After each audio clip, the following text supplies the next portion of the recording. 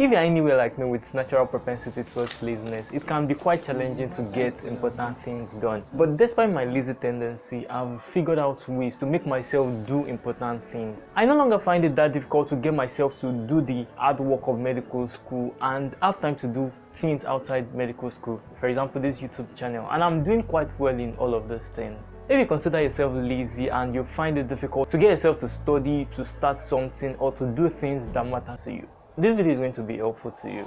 I'm going to be sharing all the tips I've learned from reading books and trying things out that's made me do things I'm proud of despite my natural laziness. If you're new here, I'm Wealth. I'm currently a fourth year medical student of the University of Ibadan. So please subscribe to the channel to see more of my videos and like this video so more people are going to see it. The first thing I want to talk about is why you need to get yourself to do the important things whether or not you are naturally lazy. If you pay close attention to yourself and your mood, you realize that when you get to do things you really want to do, there's this feeling of joy, satisfaction and happiness you derive, and there's this feeling of dissatisfaction and sadness you get when you have so much to do and you can't just get yourself to do them. It can even be more painful if you're ambitious and the only barrier between you and your goal is you getting your stuff done. So in this video, I'm going to be giving you 3 tips that will help you get your work done as a lazy person. The first thing is to define what you want to do clearly and state why. You can do this on 2 scales. You can do it on the macro scale and on the micro scale. So on the macro scale, this is more like setting goals. You just write your goals down. Okay, these are the things I want to achieve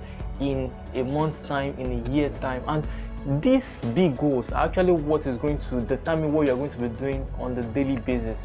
But it is very good to write those goals down, because when you write them down, there is higher tendency that you're going to eventually get to do them. Example, your goal could be you want to have a perfect CGPA this semester, or you want to start a business. With whatever goals it is, just try to write them down and have reasons why you are pursuing these goals. The stronger the reason, the higher your motivation, the higher your chances of actually doing them. Now on the micro scale, this is even more important than the macro scale, because clearly defining what you want to do each day will help you do them most of the time. I figured this: if I have a lot of things to study and I don't clearly define what I want to study at a particular period of time, I'll just get to my study table and I'll be like, okay, what do I want to study? Is it this? After flipping the book a little, I'll just remember, oh, I still have something else. Then my mind wanders about. But the best way to do it is to define what you exactly want to do at a particular period of time. I know that, okay, I have 50 topics to study, but today I can only study 3 of those topics. These are the 3 topics I want to study. Once I clearly define what I want to do in this particular period of time, it is much more easier to actually get them done. To make this easy, you could just simply use a to-do list. A to-do list is a list of things you want to do on a daily basis. For example, my to-do list is usually like this. I have medical school work to do and I have things outside medical school to do.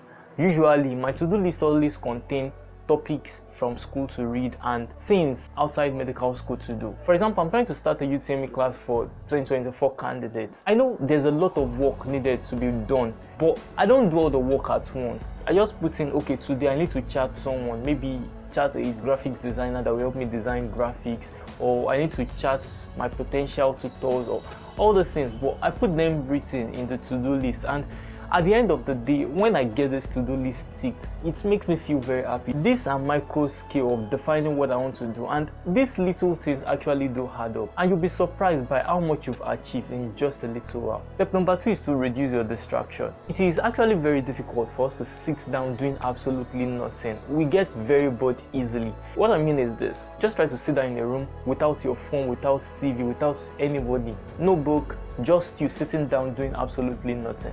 You find it that in very short time you feel like losing your mind, because we are not used to being completely, absolutely free. We don't actually like being bored. That's why we tend to do something. But usually most people, not just the lazy persons, tend to do things that are less energy requiring, and this is just a natural mechanism for your body and your brain to conserve energy. If you have 2 tasks, for example, you naturally want to do the one that is less stressful and more fun, and this is more like a reflex. So that is why you find it very easy to scroll social media, to play games, to hang out with friends if you're an extrovert, to do irrelevant things that don't really make sense to you, but you just find yourself doing them, compared to doing the hard work of studying, of maybe going to the gym, or cooking good meals, or doing important things to you. Now, this is the point, this is my idea. If you can remove all those distractions, you'll be left with nothing to do than the things you really want to do. But it is easier said than done. Actually, it is not easy to completely remove all the distraction. Actually, you can't remove all of the distraction, but you can modulate them, and that is what I've done. In one of the books I've read, Atomic Habits, it's actually one of the best books I've read. It says if you want to stop a bad habit, make the habit less pleasing, and if you want to build a good habit, make it more pleasing and easy to do. And that's what I've done to my social media. There was a time where I actually unfollowed most of the comedy channels I follow and started following business pages and motivational pages. That way my Instagram was way more boring than it used to be. And my thinking was that anytime I need to watch a comedy, I could easily search for it and watch it instead of being shown comedy and spending a lot of time on this app. And secondly, I limit the number of social media I use. I see some people use like all the social media platforms there is. Why will you be using WhatsApp, Facebook, Instagram, Thread, LinkedIn? Why are you using all of those things? I think it's better to just pick some for you and let go of the remaining ones. And lastly, one of the things I do is that I use the least interesting social media the most, and Twitter is what I use because I can't spend too long on Twitter. I'll get bored of using it. So this way my use of social media, which is my biggest distraction, is drastically reduced, which means I have more time to do things I actually want to do instead of being distracted. Your own distraction might not be social media, it could be something else. It could be playing mobile game or doing whatever, but the point is to figure out ways you can reduce the pleasure you derive from these activities or remove them completely. Now the third and last step is to get your stuff done. So there are two ways to get stuff done. There is the brutal approach and there is the more consistent approach. Brutal approach is when you are determined to do a particular thing in a period of time and you are going to do it no matter what. Use this kind of approach to achieve some things and it actually works, but the level of motivation you need for this kind of approach has to be very high. Okay, let me give an example. Is when I was trying to gain admission into medical school, I'd tried a couple of times and I failed, and this failure just was too painful for me to bear. I was like, I'm going to gain admission by all means possible. This time was when I studied the most I've ever studied in my life. I was doing things I normally would not do. I deleted my games, I did all those things. It was a brutal approach. But the flaw of this approach is that it is not really sustainable. Imagine I'm treating myself the way I treated myself then throughout medical school. I would have burnt out. In fact, I'll get to a point where I will not be able to even continue anymore, and I could even become worse than prior to the brutal approach. So the brutal approach can be useful when you are trying to achieve something that is time bound, that is within a short period of time. You are going to put extra work within a period of time to achieve that particular goal.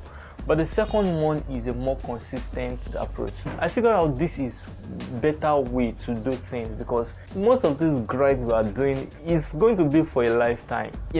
As a medical student, studying, showing up at the hospital, looking at something you are trying to work on and achieve is something you keep on doing almost for the rest of your life actually. So I figured that if you want to be happy, you have to figure out how to do all those things in a way that you actually enjoy and you don't feel like you are being punished for doing what you really want to do. So how do I get things done using the more consistent approach? First thing is to reduce the inertia to get things done. Inertia is that resistance there is when you want to do something, and I believe we all experience this. The hardest part of getting something done is that first minute of doing it. There are different ways to reduce the inertia.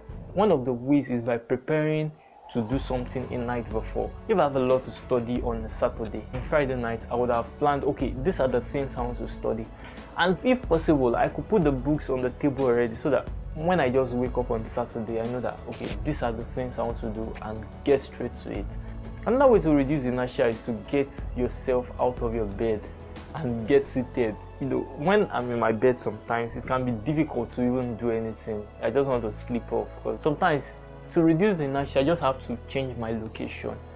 Reducing the inertia is just making it easy for you to start doing something. For you, it might be different. Just pay attention to yourself and figure out what you can do that will make it easy for you to actually start something, because once you've started it, it is easier to continue than when you've not started at all, if that makes sense. Another way to be more consistent and get things done is by breaking your task into smaller bits. It can be overwhelming if you just have a lot of things to do and you've not broken it down into achievable bits you can follow. For example, just saying I'm going to study this weekend is not enough. You have to be specific. You have to say, okay, I want to study pharmacology this weekend. I have to study 2 courses this weekend, and in those 2 courses, this is what I want to do. Don't be unrealistic when you are setting these goals. It's better to do small achievable bits than to do nothing at all. One thing that is very amazing to me is the compounding effect. When you do little things and you do them consistently, you'll be surprised at how much those little things can accumulate and become very great. And the last thing I would say is to make the process enjoyable. Make it enjoyable by rewarding yourself. Think differently about the project you are doing. Instead of seeing it as a hard work you have to do, see it as something you really are doing because you want to do it. And if you don't do it, there's nothing that will happen. This might not apply for everything actually, but just find ways to make it fun. If it is studying, you could study with friends. If it's creating a business, learning a skill, or doing whatever you want to do, you could do them with friends. Just figure out ways to make all those things fun. When they are fun, you tend to actually do them without so much compulsion. That's the end of this video. I want to believe you found it helpful. Please like this video and subscribe to the channel, and I'll see you in the next one. Bye bye.